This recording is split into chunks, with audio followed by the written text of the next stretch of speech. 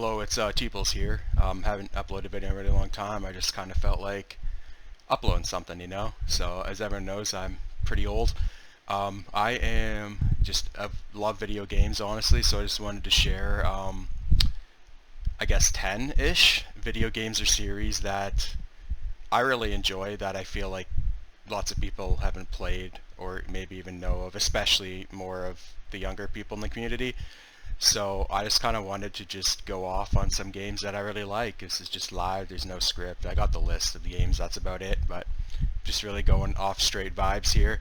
So I will have to do a couple honorable mentions first. The first one is one that I do not consider underrated at all, or underappreciated, but if you're an Ace Attorney fan or have looked to get into the series and it kind of interests you, the great Ace Attorney Chronicles on the Switch is like actually just goated. Like, it's so much better than the original trio. Like, it's actually insane. Like it just does everything better. The court system is better. There's more personality. Like the characters, all the games have mad personality in the characters, but I feel like this one even does it even better. And it's like it takes time in like older times in England, so it's just got a much different like culture vibe. And then there's not all the the technology and stuff, so it's a lot more like traditional. In terms of getting like evidence and finding out who's like the culprits and stuff. You don't really just rely on like fingerprint scans and stuff like that, so I think that's pretty cool. And I'll have to give out a shout out to my boy Rookie here. I know there's probably not many sports fans here, especially baseball and SNES, but I gotta give this game a shout out because it's just so jokes. It's Griffey Presents Major League Baseball for the SNES. It's just such a unique baseball game. It was like one of the ones where it's every year and you get all the rosters. How you're so used to that. It's like FIFA or Madden or whatever you get, and it's like if you don't have the latest year, you're kind of like, it's kind of irrelevant because all the players and the teams and stuff are different.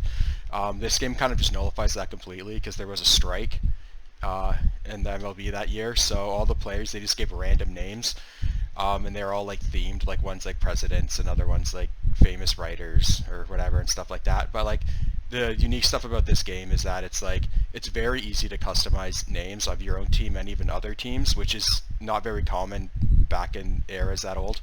So you can just like change the teams to whatever you want, and even other teams. Like one season I made all my team ARC and I switched them to other teams to like other teams of MK people and stuff, and just dumb stuff like that.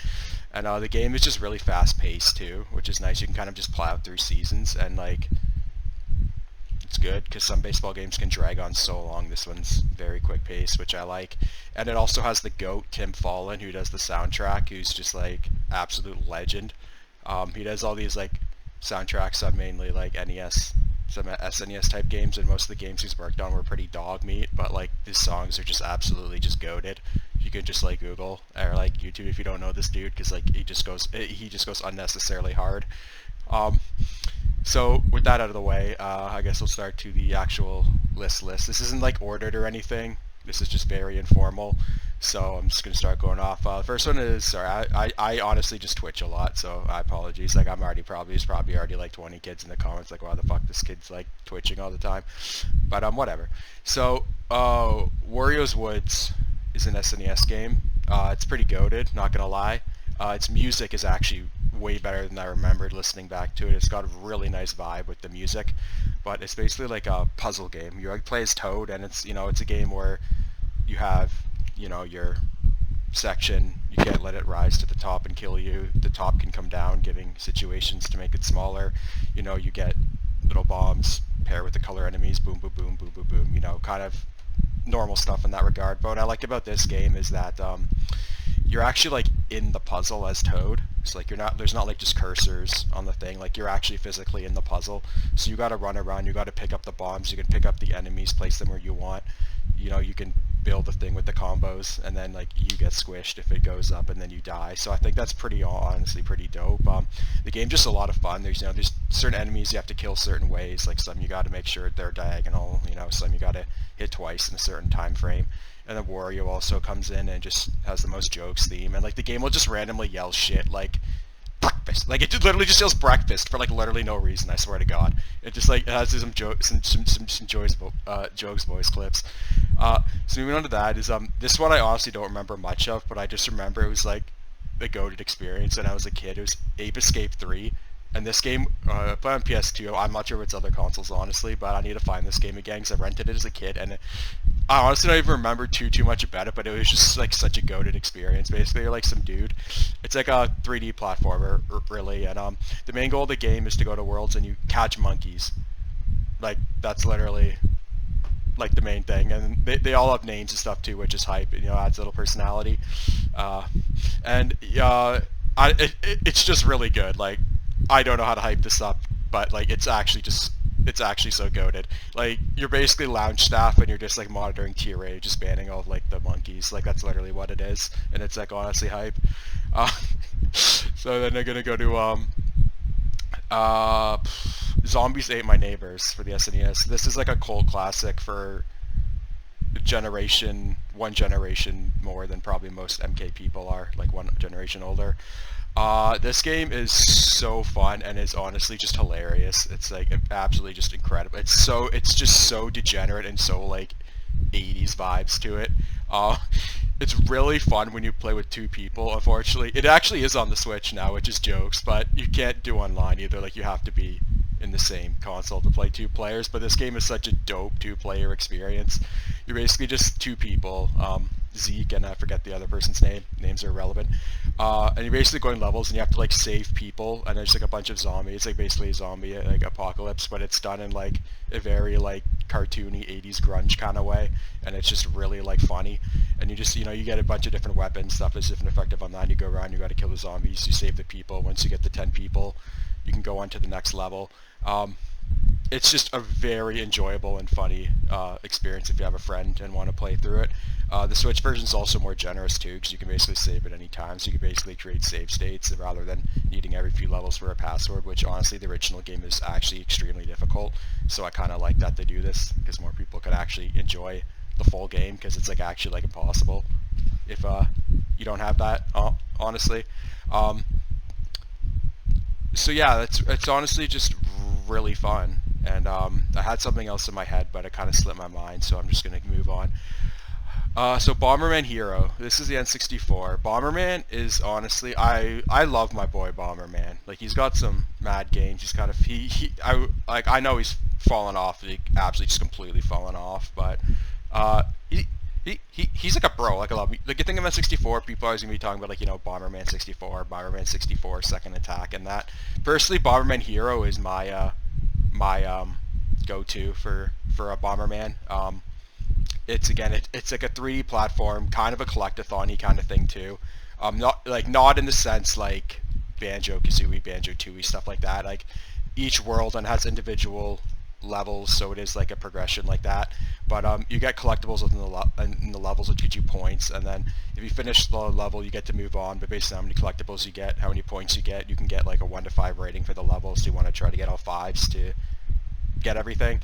And the level 1 music is just honestly like so goated that it just drew me in instantly. Like, it is just unfair how good that first level theme is.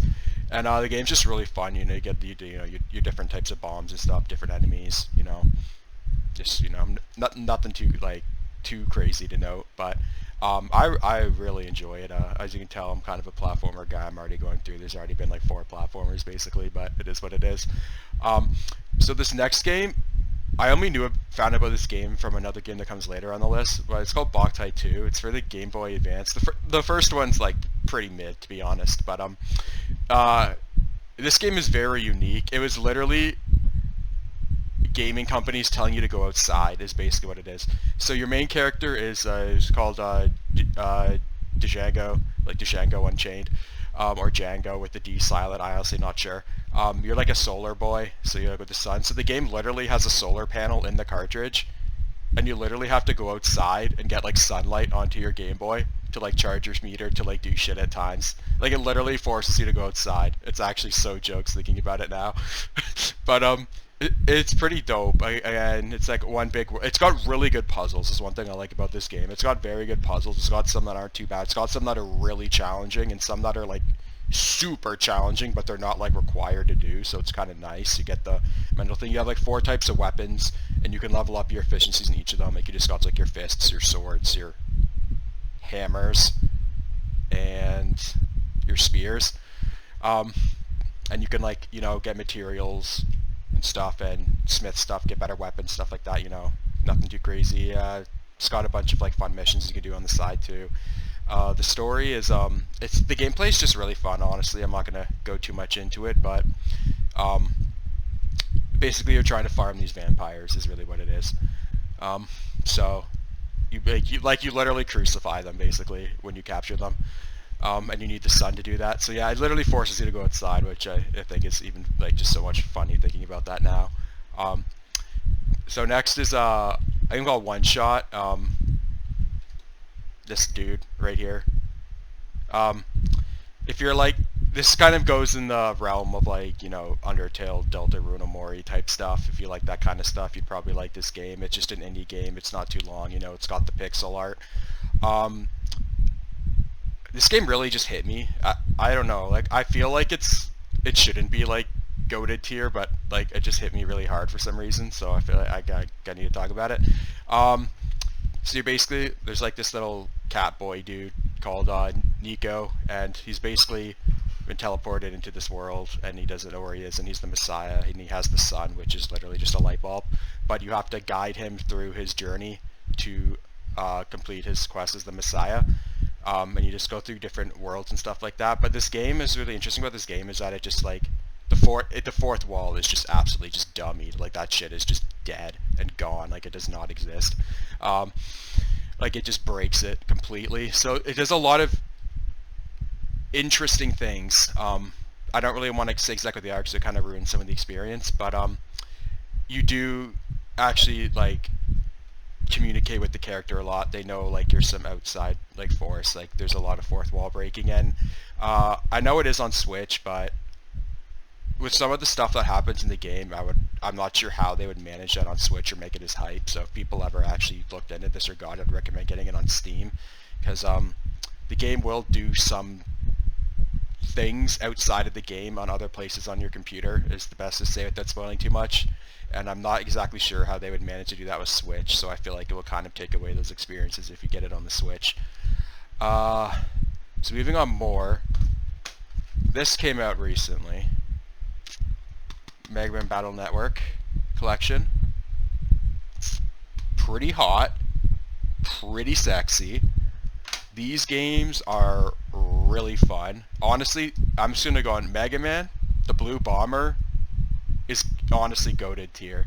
I feel like he's fallen off again with the younger generations. Or I sound like I'm sounding like I'm like 80 years old. But like when I see like, you know, like 14, 15, 16 year olds now, like I never see kids with Mega Man. Like no one ever does Mega Man. But Mega Man games in general are honestly so fun. Like if you haven't played any Mega Man, like just try to play some Mega Man. Like even Mega Man Soccer for the SNES is goated. Like Mega Man just makes things really good. Like these games in particular, they're for the Game Boy Advance. You're basically this dude, Lan, and so the game takes part because like Mega Man, I don't know if like it takes part in the real and then kind of like the online section. So Mega Man is when like you jack in. It's called jacking in, the opposite of jacking off. Actually, you do jack off too, I guess, technically. So when you're in the real world, you're Lan, you know, and you got like the school vibe, you know, you got the real life vibe, and then in the cyber world, you play as Mega Man when you jack in, and you know. So basically, it's like all the battles and shit happen on the online world, like in the cyber world, when you do a lot in the real world as well. So I kind of like the contrast of that and how the game works in terms of it's basically like a big. It's basically kind of a deck builder, I guess, if you want to call it. You have like 30 chips in your folder. They're your attacks. You know, you start a battle, you roll 5. Depending on the codes, you can combo them and whatever. And then as you go throughout the game, you get different chips, which are basically, just think of them as trading cards. And then you build, and your deck keeps getting stronger and stronger. And then you also get like upgrades to physically make Mega Man stronger, like stuff that changes types, like increase attack, HP, you know, stuff like that. So it's kind of like you're just progressing and getting slightly stronger, like throughout the game in that kind of regard. You know, it's got some personality to it. I really like how it plays out. I think it's a very smooth game. It has parts that are like get pretty challenging, like the secret worlds are actually just like insane. And that's actually where I found out about that Boktai 2 thing, Django. He makes a cameo appearance in the 4th game of this series. And so my brother and I just saw it in a store one day and we're like, yo, that's that dude. So we got the game. So yeah, but these games are very good. I highly recommend anyone. I haven't played this specific thing yet because the first game is kind of buns in terms of like how confusing it is, because there's like no differentiation of any areas in like the cyber world in the first game, so it's just so easy to get lost. It's really confusing. I'm not sure if they've changed that in this, but 2 to 6, good shit. Another thing that's coming out soon to the Switch is the Etrian Odyssey collection. That I'm really happy is also coming to the Switch. That is a DS series, trilogy on the DS, and then there's one, maybe even 2 at this point that were on. I think it was just 1 that was on the 3DS. But this series is very challenging, and I really liked it a lot. And I don't really feel like I know many people who play it, despite there being like 5 games, so obviously it's got to be popular. I'm not sure how it would work on the Switch though, because one of the features I really liked about this game, I felt like it used the DS's functionality just like perfectly. Like, it was just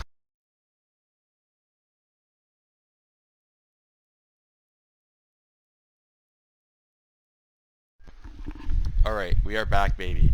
My headset just turned off for like literally no reason. So yes, this game, it's like you basically have a party. There's the different classes you can do, parties you can make, formations you can make, and you just make your people. And then you're basically going into like an unexplored dungeon that has like multiple floors to it. And so like part of the game is like like the fighting, the leveling up, doing your stats, picking your skills and that, which you're gonna have to change a lot throughout the game because it's actually hard as balls. I'm not sure if they'll nerf it on the Switch, but I wouldn't be surprised if they nerf it on the Switch, to be honest. But they kind of go hard. And so part of the game is like on the bottom screen of the DS, you'd actually be doing the cartography of the world. So it's like you have a map, and there's like you can draw your lines for your borders, your paths, make your paths, and add a bunch of little notes or little icons that mean certain stuff, and you literally get to construct and do all the cartography of the entire world, which honestly I find that is very cool, and that's a very unique way to use the 2 screens on the DS, so I really liked that. And again, the game's got some good vibes to it. Like, it's for on the DS is pretty beautiful for being on the for a DS game, I'm not gonna lie. The battles, again, hard, but not bullshit. Well, you'll probably get one bullshit in there, but you will die a lot.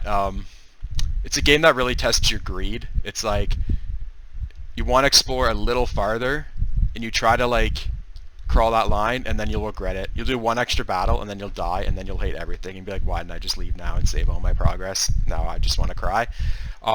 It's also good too, because it kind of makes it like, there's parts of the game where it's like, you have to avoid enemies too. It's not like you're just going in and you're like, some goated people. Like, you actually, throughout the whole game, honestly, you kind of actually feel like you're kind of irrelevant in comparison.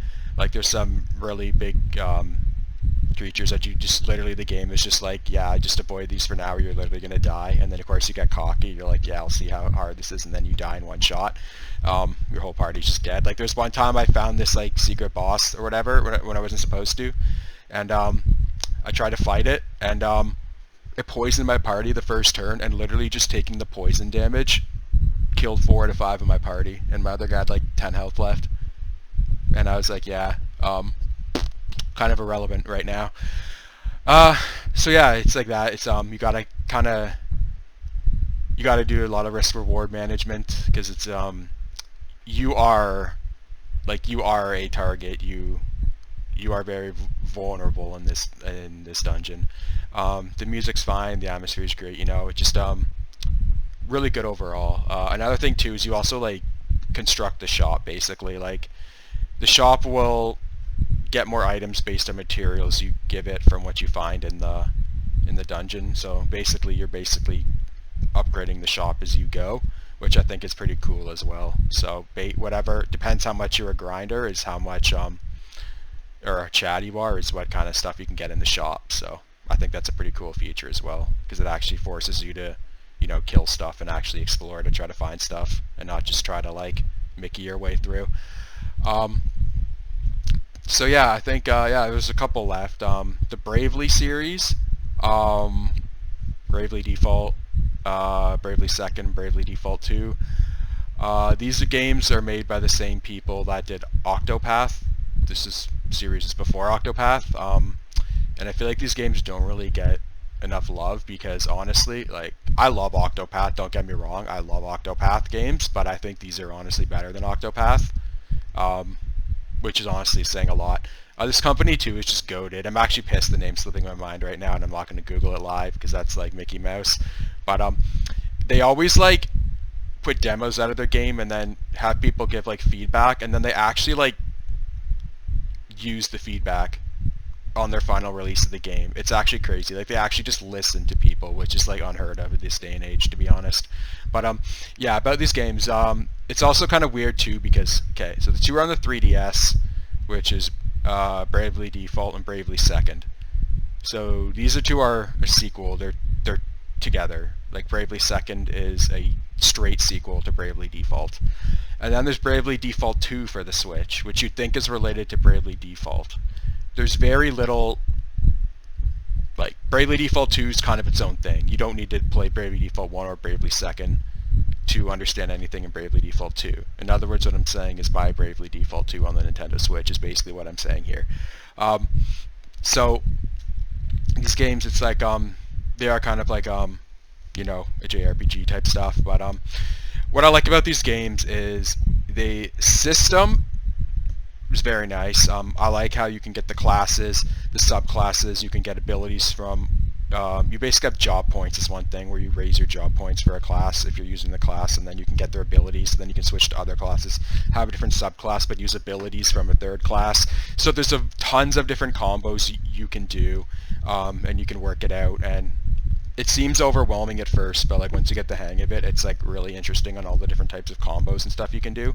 Nothing I like with this game is the personality. I'm huge on personality. Like, that's why I like Great Ace Attorney and stuff like that. Was just like, I love it. Like, characters that actually have personality are just great. What I really like about this series is, unlike you play a lot of RPGs or JRPGs or whatever, and it's just like, you know, there's a bunch of like bosses and they're just like, oh, here's this random giant goblin that appears and bam bam dead. And then it's like, this game, the vast majority of the bosses are actual like characters that are actually relevant to the story and actually have a background, actually have a personality that you experience beforehand.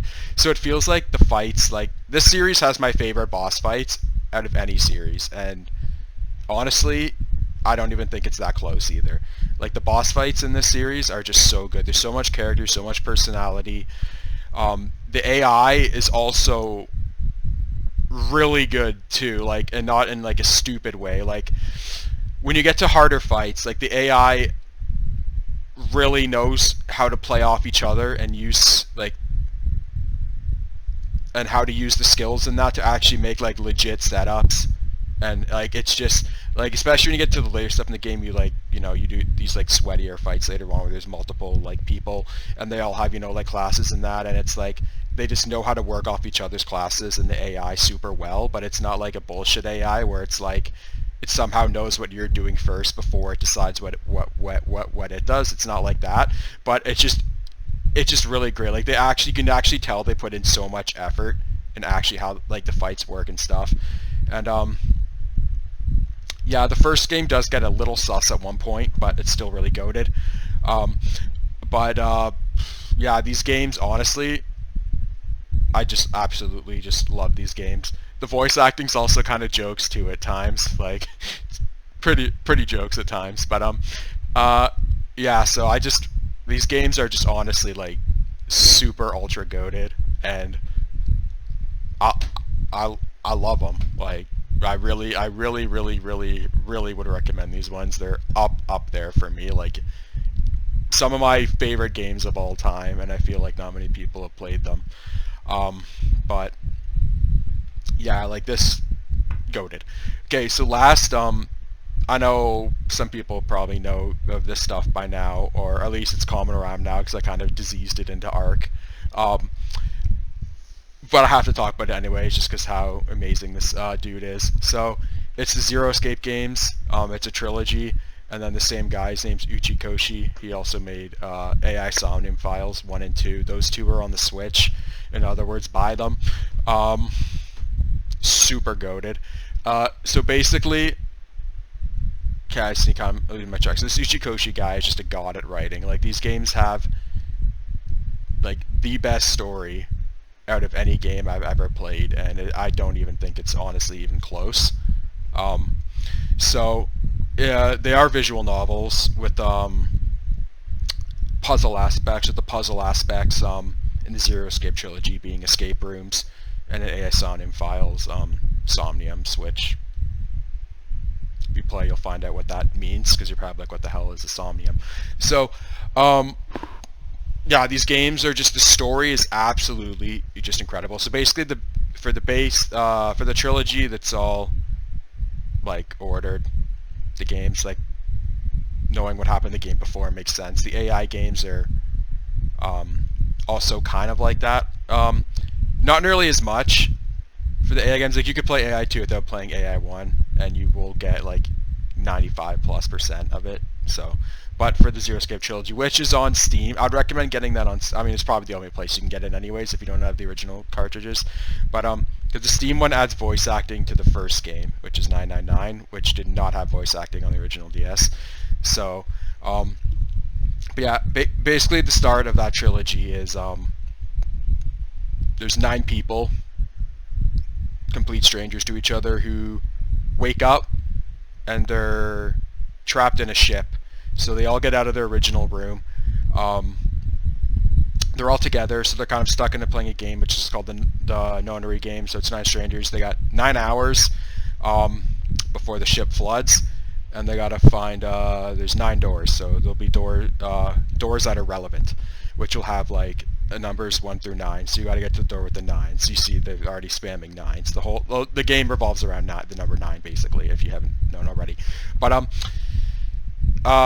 so yeah, so how it works is just like these games, you get the just a visual dialogue. The puzzles, the escape room puzzles, I feel like are a lot more in-depth and challenging in the second and third game rather than the first game, but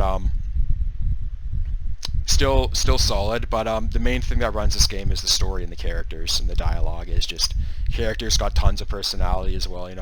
Games where the character, they actually they care and actually develop full-fledged characters, like that's a theme you've probably noticed. But that I really like when games do that kind of stuff, because so many times now it feels like so many games just have no personality, or they're just flooding out to flood out, like, oh, let's make our game some giant world but not really give any personality to characters, or just content throwing DLC, like, and it's like it doesn't really feel, I don't know, I feel like gaming has lost a lot of personality over the years, so it's nice when there's people or companies that make games that flourish on that kind of aspect.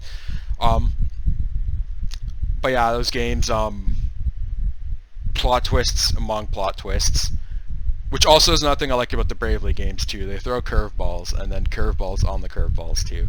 So I'll say that and you'll still get surprised. So, but yes, so basically that's it. I don't want to go into too much about games to spoil them in case anyone wants to get them. I kind of just wanted to rant on about some really good video games that I really like, and if any of them interested you, you can look them up, I guess, and see what they're about. I'll also put all the titles in the description stuff, just so if you forget a name or something, you don't have to go back and find it in the video. But yeah, so thanks for just listening to my rant. I hope, well, not really rant, but whatever you'd call it, and I hope you have a great day. And if you play one of these games, or look into them and enjoy it, that would be really awesome. Baba Booey.